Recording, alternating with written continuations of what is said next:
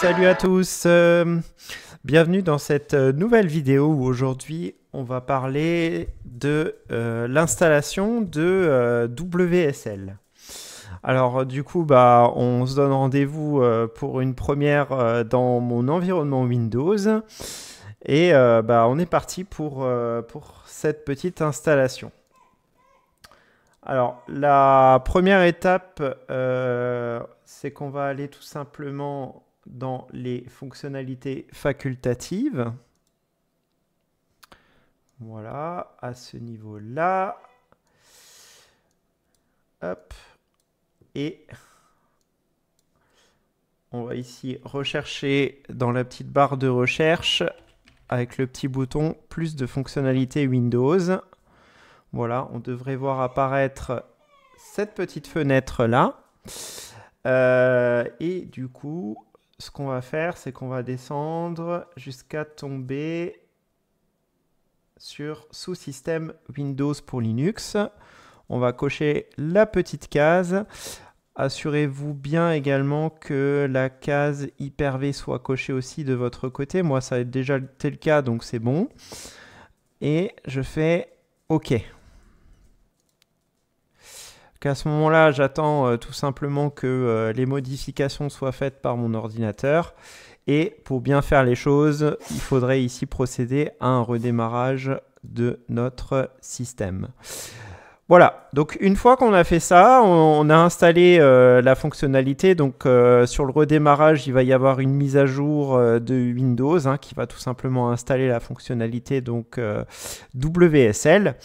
Et à partir de là, donc une fois que le redémarrage est fait, on va pouvoir passer sur l'installation de notre Ubuntu, de notre distribution Ubuntu. Donc pour cela, on se rend dans la partie Microsoft Store.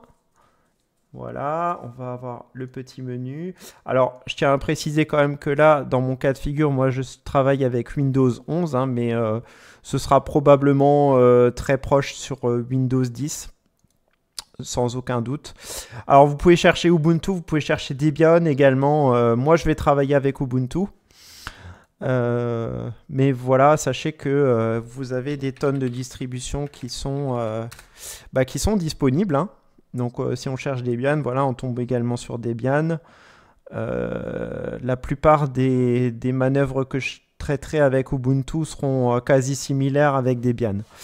Donc là, je cherche Ubuntu, je fais obtenir et voilà, et il ne reste plus qu'à attendre que tout ça, ça s'installe gentiment. Alors, à noter quand même que pendant la phase d'installation, enfin après l'installation, vous pouvez tomber sur une petite erreur où il va vous dire qu'il n'arrive pas à activer, Ubuntu et il va vous envoyer vers une petite page qui est cette page-là. Voilà, étape d'installation pour télécharger le package de mise à jour du noyau Linux. Donc si jamais c'est le cas, vous avez juste à cliquer sur télécharger le dernier package. Voilà, vous le lancez, vous l'installez et normalement le problème devrait se régler tout seul. Donc là, je vais ouvrir Ubuntu. Je vais avoir donc cette petite fenêtre qui va s'ouvrir tout simplement. Alors, il est susceptible de vous demander également un pseudo, un nom d'utilisateur et un mot de passe qu'il faudra retaper 2 fois. Donc, vous avez juste à saisir le mot de passe 2 fois et puis vous êtes bon. Voilà. Donc là, si je résume un petit peu tout ce qu'on vient de faire, en fin de compte, on a installé WSL, c'est-à-dire que là, en fait, si je tape la commande, par exemple, uname-a, je vais me rendre compte que là, je suis effectivement bien dans mon environnement Ubuntu, c'est-à-dire dans mon environnement Linux. Ce qu'il faut voir, c'est vous avez une machine Linux, en fin de compte, qui va être installée dans un environnement Windows. Donc ce qui évite, comme je le disais dans la précédente vidéo, d'avoir par exemple à installer un dual boot.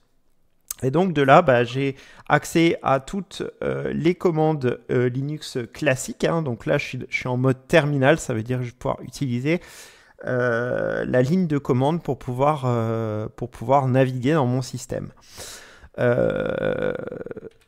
Donc la première opération que je vais faire, c'est faire lancer tout simplement une mise à jour des dépendances de Linux. Donc pour cela, je vais lancer un petit sudo apt update. Je saisis mon mot de passe et j'attends que c'est bon. Et ensuite, la deuxième commande, ça va être un petit sudo apt upgrade pour mettre à jour concrètement les packages. Voilà. Et donc là, moi, dans mon cas de figure, je n'ai pas de mise à jour à faire, donc c'est tout bon. Voilà. Et donc à partir de là, bah voilà, on a installé un environnement et on est prêt à se lancer dans les commandes qui vont suivre donc sur les prochaines vidéos. Voilà, donc c'est tout pour cette vidéo. Je vous donne rendez-vous dans la prochaine vidéo qui concernera la partie installation du serveur Apache 2, installation de VS Code sur Windows et installation de la clé Git avec GitHub. Voilà, je vous donne rendez-vous dans une prochaine vidéo. Ciao!